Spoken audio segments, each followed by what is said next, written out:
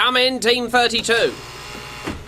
How are you, Keith? How does it look like I am? You look fine. Yeah, you do, for a man in an iron lung. Well, I'm not fine. I'm recovering from your lot's attempted murder of me during the Department Day Parade. It was an accident, Keith, honest. Yeah, you fell out of your blimp, Keith. It was just one of those things. One of what things, Laszlo? My blimp was sabotagedly filled with highly combustible hydrogen, which was then incinerated by a Pastor Spitfire, forcing me to abandon blimp, whereafter I was impaled upon the spiky headgear of what I assumed to be a 140-year-old German, but which later turned out to be Oscar wearing the Kaiser's hat. Exactly, just one of those things. That is murderous hogwash, Victor.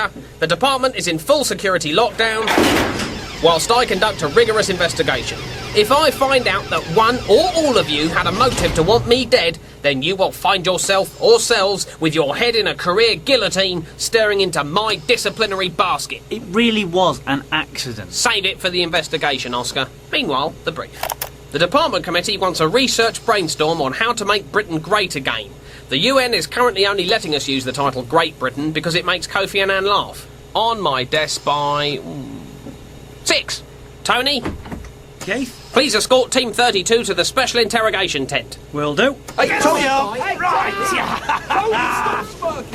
Briefing meeting terminated. The department.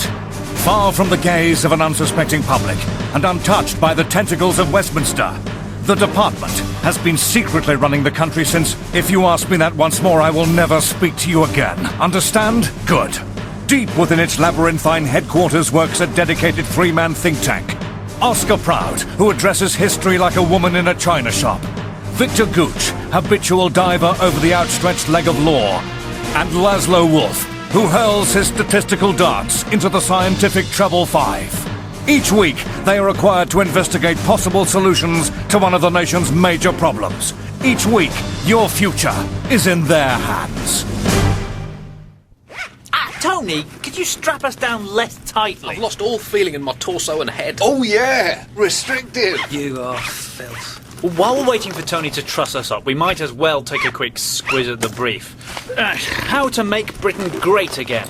Or just how to make Britain great, depending on which side of the historical fence you happen to live. The truth is that Britain has been greasing the slippery slope it's been sliding down ever since the Romans caught a nasty bout of homesickness from an infected pizza. Right, that's you lot done? Uh-oh, it's the department's new lie detector dog. There'll be one in every courtroom in Britain by the end of the year. Now, if you lie, the dog barks. 3 lies in a row, he goes for your legs. Victor, you first. Let's do it. Name? Victor Gooch.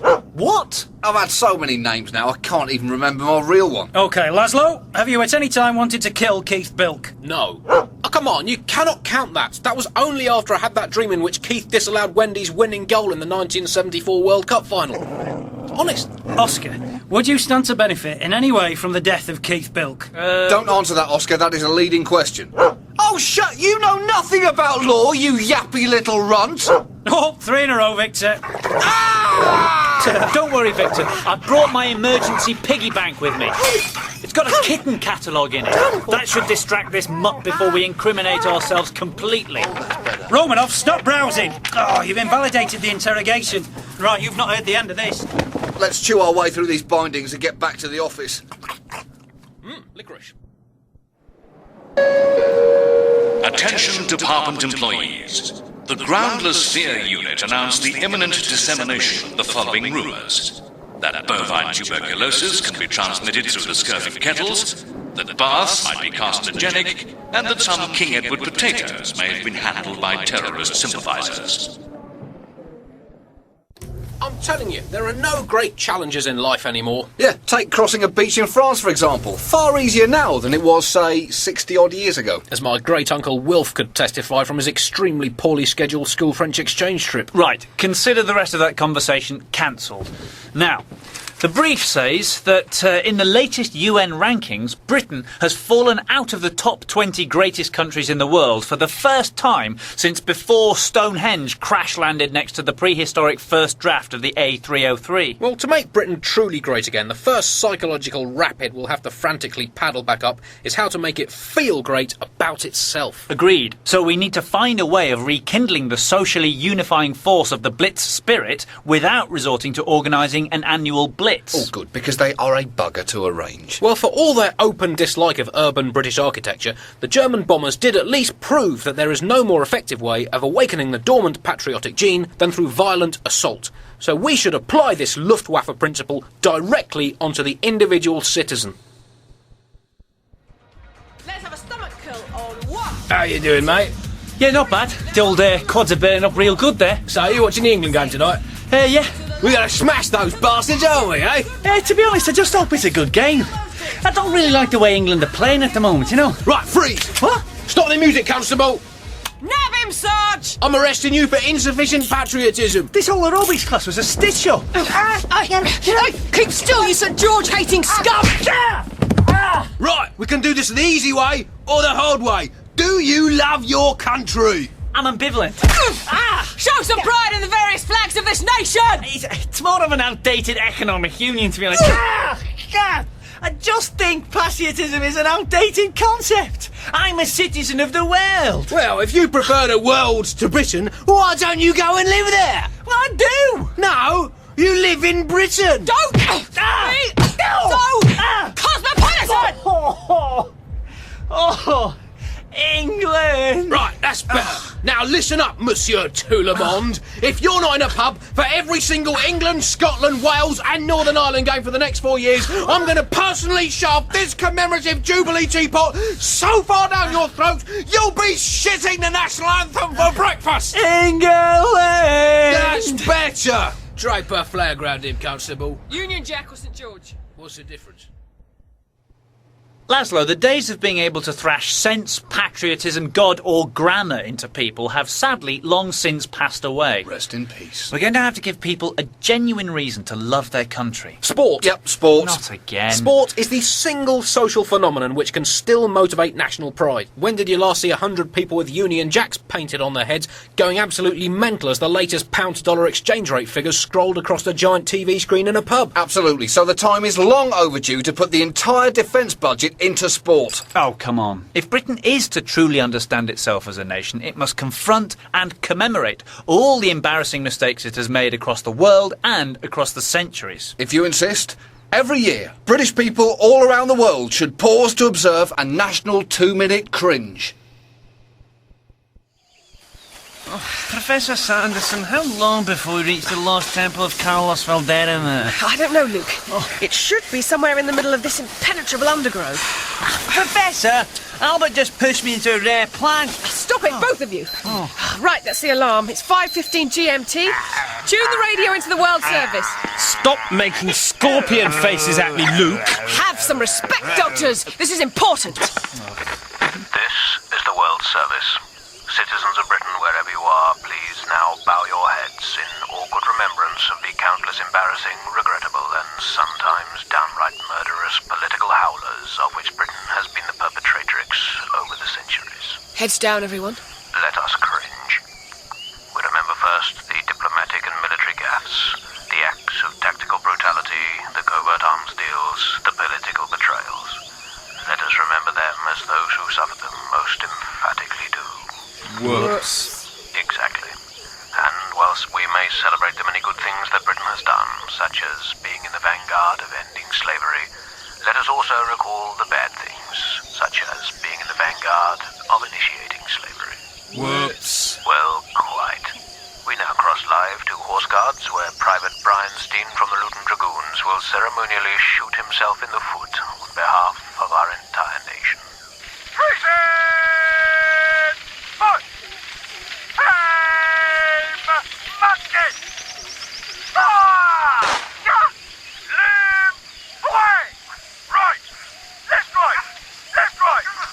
Please join with me now in the communal gulp of remembrance. In the name of the hands, the knees, and the boomsa daisy. Whoops. Brilliant. And we could have black plaques on the sides of buildings where people have done abominable things. 10 Downing Street would end up looking like a goth's bathroom. Look, it's not just the past that we should be horsewhipping ourselves over the knuckles for, it's the present and, let's face it, probably the future as well.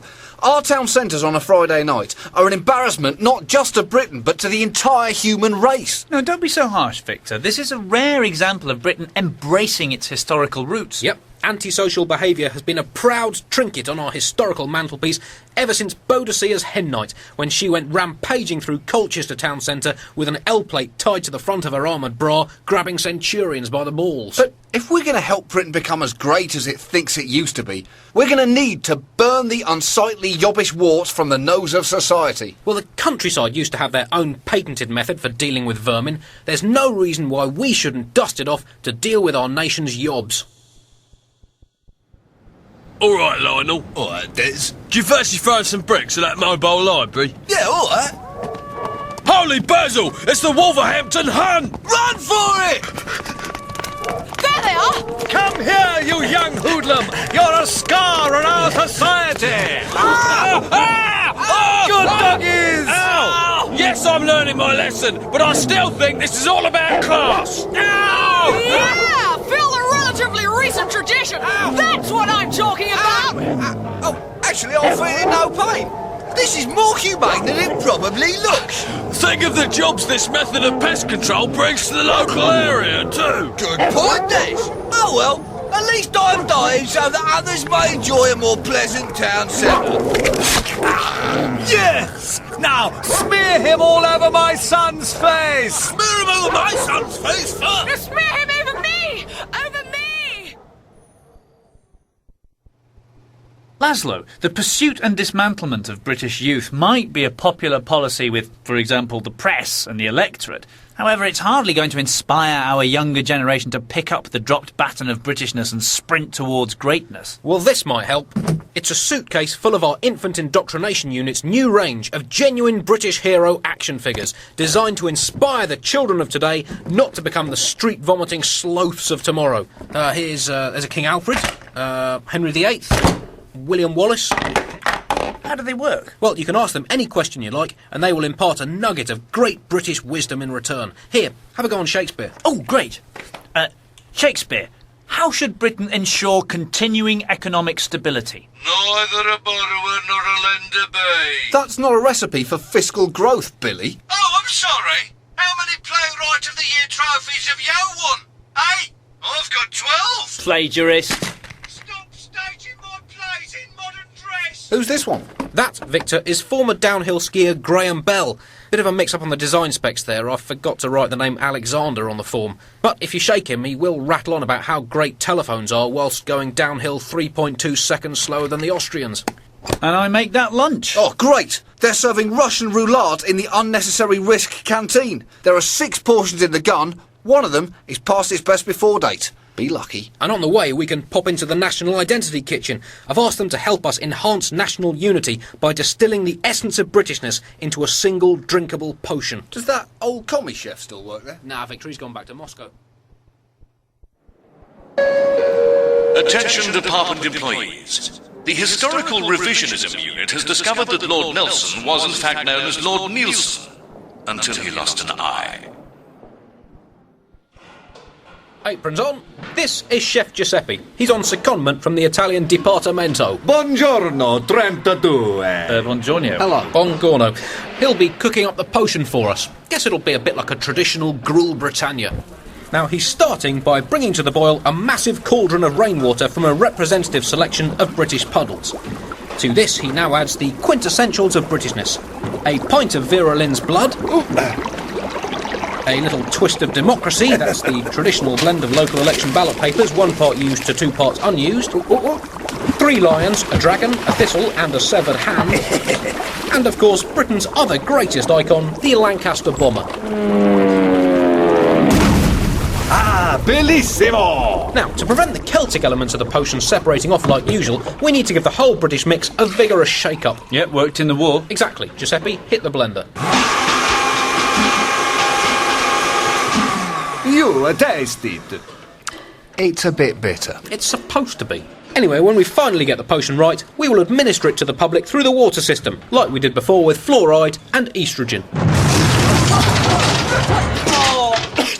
That's the man! Oscar, you're under arrest for the attempted murder of me. Cuff him, Tony. Oh, it's my lucky day. What? I'm innocent. I've found your motive, Oscar. You want my job. No, I don't. Well then, why did you apply for it within half an hour of me meeting my almost death at the parade? I didn't. Actually, yes, you did, Oscar. What? Yeah, we thought it was a great opportunity for you. Right, Oscar, you're off to the holding cells. Come here. No. Victor, Laszlo, you'd better pick up Oscar's work slack this afternoon. We'd better follow him down there. Up. Lunch first, Laszlo. Oscar second. Let's keep things in perspective.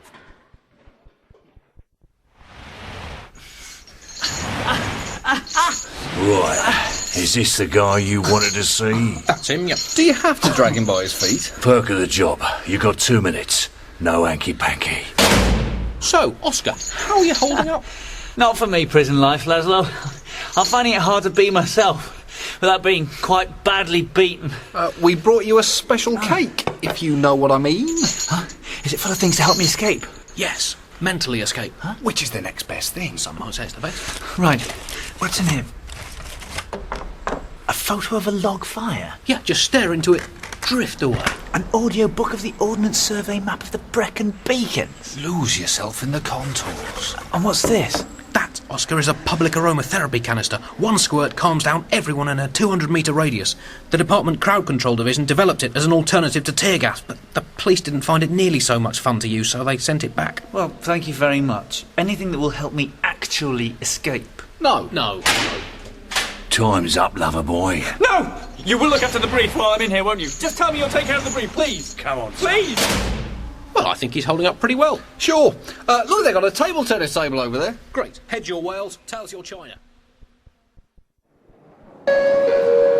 Attention department employees.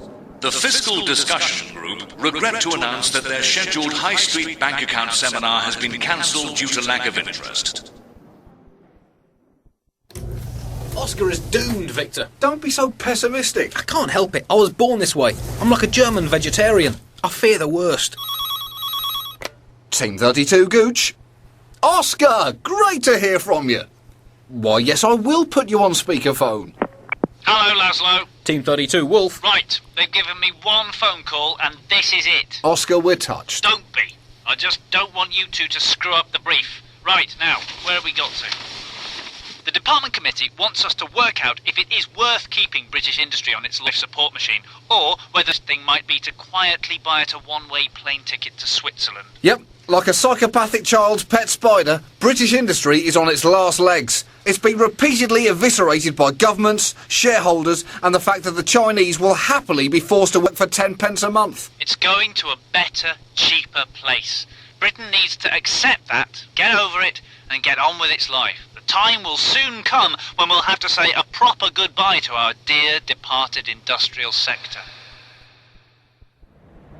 Today, the nation is united in grief at the sad passing of British industry, which, last week, after a long, slow decline, finally lost its brave battle against prevailing economic conditions. This morning, the gates of the Department of Trade and Industry were festooned with moving personal tributes. Someone had left a child's inflatable coal mine, sadly punctured beyond repair. I also saw a scale model of a car factory, fittingly made out of slowly moulding Japanese bread. Here comes British Industry's funeral cortege. I can see the specially commissioned hearse, modelled on Stephenson's rocket, approaching me now. And, as we watch it make its way towards the Abbey, let's hear what ordinary people have been saying about British industry today. We've all known for some time that this would happen one day, but that doesn't make it any easier to take.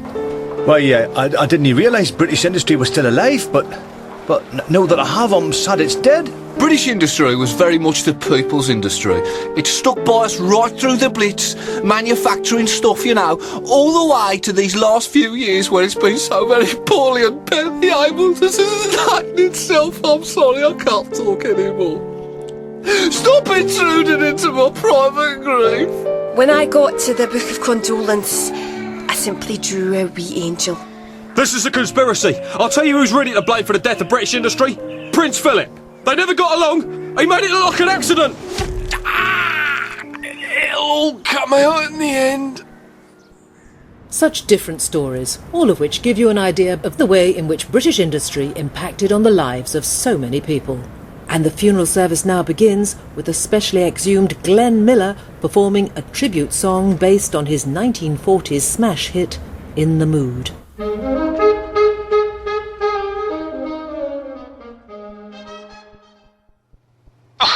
I'll miss her so much. You're going to need more and bigger handkerchiefs than that, Oscar. It's not only British industry that is hanging on to the precipice of existence by its toenails. The whole of Britain is falling apart. The countryside is undeniably in trouble, despite the introduction of schools to rural areas in the 1980s and the increasingly desperate attempts to enforce some kind of primitive highway code on country roads. Here's a difficult question. Has the time arrived when we must accept that Britain as a whole is way over the hill and is now depreciating in value like an ageing rock star clinging to a sinking harmonica? Oh, I know this one. Laszlo? Yes. Correct! Yes. So let's sell up while the place is still in good enough nick to attract some serious buyers. We are clear for takeoff. Strap yourselves in. Seatbelts on, please, Mr. and Mrs. Bellinov. So, as you're probably aware, Britain has only just come on the market. It is a highly desirable first world nation with some magnificent period features and considerable modernisation potential. You're already putting me off. It's detached, geographically, psychologically and increasingly politically, and in Northern Ireland it possesses a superb extension suitable... It's a granny flat, say what you mean. Oh, hold on, I think I might have left my pencil out on the wing. One moment. No, it was in my hand. Freshly baked bread and coffee. Hey, I like this country, Natalia. Oh, that is the oldest trick in the book, Igor. Don't get taken in by it. Is that a natural wood fire? No, that's Burnley. I'm afraid it looks like they've had another local election. Hey, I think I just saw another manufacturing firm relocate to the Far East. No, you definitely did. Yes, I did. There they go. No, they don't. Hey, I think Ben Nevis just erupted. That's fine. It's supposed to do that once a year. No, it's not. Look. Just buy it. Please. I need this sale. I've got a family. Have you? No, I haven't, but buy it anyway. Go on. I'll do it you for 10 billion. Call it 12 billion. 7. Final offer. Okay, done. Yes, Captain! I've sold Britain. Please tighten your seatbelts for a celebratory loop-the-loop.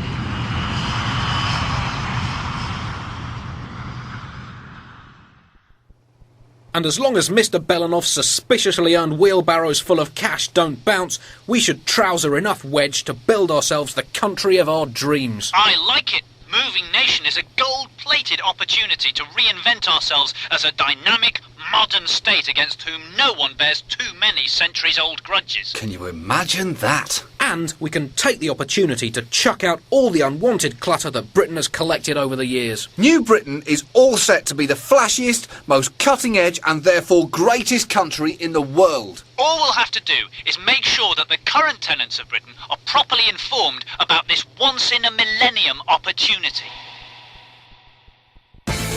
Are you a British citizen? Yes! Then you're entitled to claim your place in New Britain, combining all of this country's best traditional features with unmissable 21st century characteristics. Who's going to be in charge of New Britain? Good question. New Britain will boast a streamlined democratic system. This will consist of 2 competing royal families, to be voted on at 5-year intervals, as well as an unelected hereditary Prime Minister, freed from the constraints of electoral necessity, and thus able to run the country properly. Sounds good. I like living on or near the Greenwich Meridian. Where will New Britain be located? New Britain will be the world's first entirely mobile floating country, enabling us to drop our geographical anchor wherever suits us best at the time, politically, economically, or climatically. Our first location will be at the exact midpoint of the North Atlantic, but if current economic trends continue, we predict that by the year 2055, we will be moored 2 miles off the coast of China. And don't worry, history has proved that where Britain goes, the Greenwich Meridian goes too. So what will New Britain look like? New Britain will be entirely circular, rotating through 360 degrees every week. thus removing the north-south divide and enabling power to be literally centralised in the new capital city 9-year-old Tessa Perkins, named after the winner of the Name Our Capital competition. 9-year-old Tessa Perkins' predicted population 12 million will also host the 2012 Olympics. Excited? Yes. You should be. Claim your place in Chapter 1 of New Britain, the official history, today. Excellent work, gentlemen. A properly Great Britain that can travel the world, sharing its magnificence with the unenlightened and commercially ripe. Just like the good old days. Job done. Disc up the chute, Laszlo. Up she goes. So, what's on your schedule for the evening, Oscar? Oh, you know, probably a bit of lifelong incarceration. I guess this is goodbye then. Cheerio! Is there no way you could bust me out? You know, just for old time's sake. What's it worth? Your trousers back? Deal! Deal, definitely deal. At last. Right, listen carefully, Oscar. Have you still got that picture of the log fire we gave you? Yes. Tape it to the slot in your cell door. Done. Fire in cell 14! Now, when they break in, release the aromatherapy canister to relax the guards into a semi-coma. Make sure you cover your mouth. Round! What's going on? Oh, never mind. Gotta lie down. What now? Play the Ordnance Survey audiobook backwards. It should sound like Satan commentating on the Ryder Cup. Everyone will be so engrossed, you'll be able to run for it. Go, Oscar, go! Meet us at the department launch pad in 5 minutes. We'll blast ourselves into space and orbit the Earth until Keith's calmed down. See you there in T-5. Oh, made it. Well done, Oscar. Great, shut the door. Is it this red button to launch? Yeah, probably. Here goes.